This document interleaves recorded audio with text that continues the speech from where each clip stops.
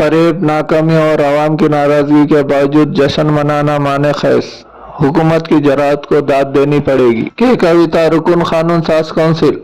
रियासत तेलंगाना में कांग्रेस पार्टी ने इंतखाबात से कबल आवाम को सब्ज बाग दिखाते हुए कई जमानतें गारंटीज देने का वादा किया था, लेकिन इख्तिदार हासिल करने के बाद इन वादों को अक्सर फरामोश कर दिया। ख्वातीन के लिए मुफ्त बस सफर की सहूलत का ऐलान तो अमल में लाया, लेकिन ये भी आवाम के मसाइल हल करने के बजाय तनाज़ात का बाज़ बन रहा है। रुकन कानून साज काउंसिल कविता मीडिया से बात करते हुए कहा कि कांग्रेस हुकूमत की जानिब से ख्वातीन के लिए मुफ्त बस सफर की सहूलत फराम करने के बाद बसों में बदनज़मी और झगड़े देखने में आ रहे हैं। यह सहूलत ख्वातीन की इज्जत अफजाई के बजाय इनके लिए मुश्किलात का सबब बन गई है और ये एक तरह से ख्वातीन की तौहीन ही है।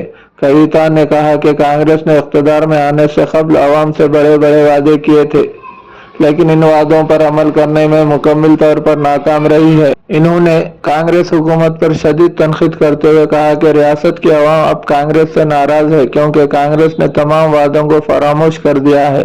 कांग्रेस ने रियासत की तरक्की के लिए कोई ठोस इक़दाम नहीं किए और अवाम को धोखा दिया है। लेकिन हैरत इस बात की है कि कांग्रेस अपनी हुकूमत के 1 साल मुकम्मिल होने पर जश्न मना रही है। इन्होंने तंज़िया अंदाज में कहा है कि इनकी हिम्मत की तो दाद देनी पड़ेगी। कविता ने कहा कि शायद इन्हें अवाम की नाराजगी और मायूसी की परवाह नहीं है।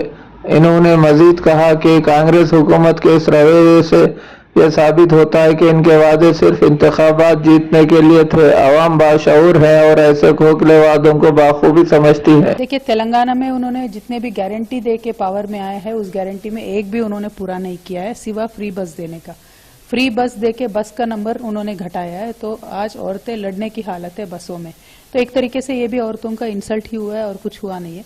तो कुछ भी उन्होंने किया नहीं है, फिर भी सेलिब्रेट कर रहे हैं। उनकी हिम्मत की तो दाद देनी पड़ेगी, क्योंकि किया कुछ नहीं है फिर भी सेलिब्रेट कर रहे हैं। तो ये तो हंसी मजाक वाली बात हो गई लोगों में कि अपने आप में एक नेता सेलिब्रेट कर रहे हैं, लेकिन नेता के साथ आज जनता सेलिब्रेट नहीं कर रही है।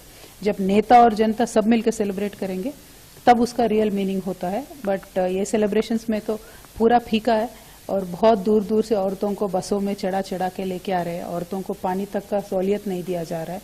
तो कोसते हुए वापस हमारी सारी तेलंगाना की महिलाएं जा रही है। तो ये सेलिब्रेशन